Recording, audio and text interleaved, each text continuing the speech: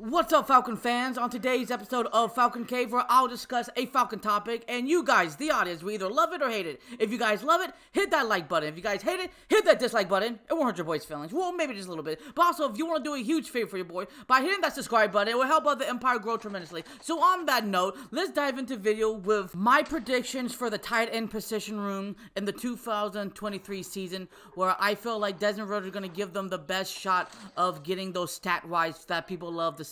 So let's talk about honorable mention first in John Fitzpatrick that we got last year as a rookie in the 6th round from Georgia. Now, obviously, he's pretty tall, 6'7", so he definitely is going to be useful in theory. But I have a feeling that we already have too much tight ends already in the tight end room, and we're probably going to have 4, so he's basically the odd man out with the 5th guy. But I do feel like he's going to be a practice squad member, and if one of our tight ends get injured or might not be active for a couple of games, he can definitely be reinstabled in the 53-man roster. So I think he definitely is a practice squad member. So now let's talk about Kyle Pitts. All Falcon fans and non-Falcon fans realize how Kyle Pitts' rookie season was a historical one when it comes to the tight end position, because he played in 17 games, started in 15 games, for a grand total of receptions of 68, and then got over 2,600 receiving yards. Of course, he only had 1 touchdown. Now, a couple times there were some overthrows, and there were like 1 maybe drop. I can't quite remember. So, but that's beside the point. So I know some people might say, well, that's because of Matt Ryan, how great of a quarterback he truly was, where he elevates other players' game to make them even better. Well, yes and no, but I also like to think Kyle Pitts also did some of the work as well. Of course, we have to discuss the back in 2022 season where he got injured during the Bears game against Brisker, the safety, the rookie number 9, who took him out and gave him, that terrible MCL injury that, the rest is kind of history at that point, where he only played in 10 games, started in 10 games, only caught 28 receptions for a grand total of 356 yards and 2 touchdowns. Obviously, we had a different quarterback at that time in Marcus Mariota, where he wasn't the spring chicken like he was back when he was a rookie in those 4 seasons with the Tennessee Titans.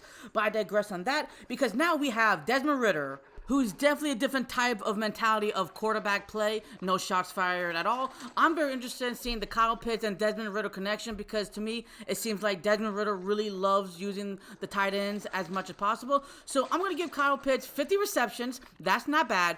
With a grand total of 700 plus yards and a grand total of 10 total touchdowns. Now, you might be thinking, how come Kyle Pitts have so much touchdowns ability? One major reason why I think this is going to happen, because the Atlanta Falcons are going to have much of a better chance of explosive plays more often than not, where we're going to break those 20 to 30 to 4 yards long runs that set up the red zone touchdowns to Kyle Pitts, because you could put him in the curl route, out route, you could play him, in those special, trick plays for the tight end positions as well. And Desmond Ridder really likes to figure out where the tight ends are located at all cylinders. And then Arthur Smith is definitely a tight end loving type of dude like myself, because my favorite position is the tight end position, and we want to show them so much love as well. And besides, Kyle Pitts is pretty tall as well, and he has the good leap ability, and he definitely can move in tight spaces. So that's why I say that. So now let's talk about Jonnu Smith. I did a whole Atlanta Falcon Case Files series about him a couple days ago. I'll leave a link in the bottom section below so you guys can watch that video.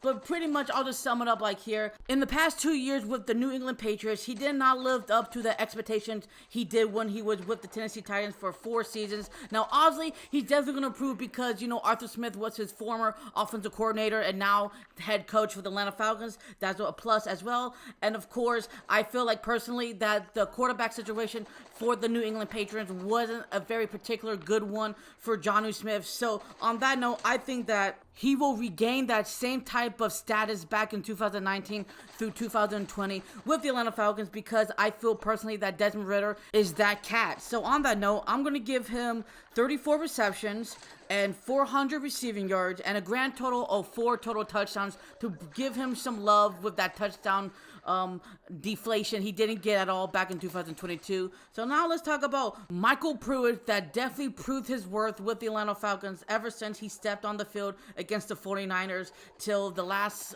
game of the season with the Tampa Bay Buccaneers, where you really felt that connection with Desmond Ridder in a showcase against New Orleans, the Arizona Cardinals, and the Tampa Bay Buccaneers, where, you know, he was just getting the average of 3 plus per reception, and, you know, getting over 20 plus yards per game at that time. And I was very upset that the Atlanta Falcons didn't try to sign him back early on in the free agency period, but now we just signed him back, so I'm happy about that. So my prediction is 20 receptions for over 200 plus receiving yards and a grand total of 4 total touchdowns like he did previously last year. Now he's going to do that as well. So now let's talk about Parker Hesse, who's mostly a blocking tight end, but don't let him fool you. He can definitely catch outside of the backfield if he has to. So I'm going to give him 10 receptions for less or more 100 yards and then 1 total touchdowns, because we got to show love to all our tight ends no matter what the situation condemns us. So on that note, if you guys lasted this long to the very end of the video, thank you guys so much for taking your own personal time and day to watch these Falcon content videos. I love making content videos for you guys. Here's some other videos if you guys haven't seen. So what do Falcons do? Rise up. Until the next episode, show love and peace to the world, and peace.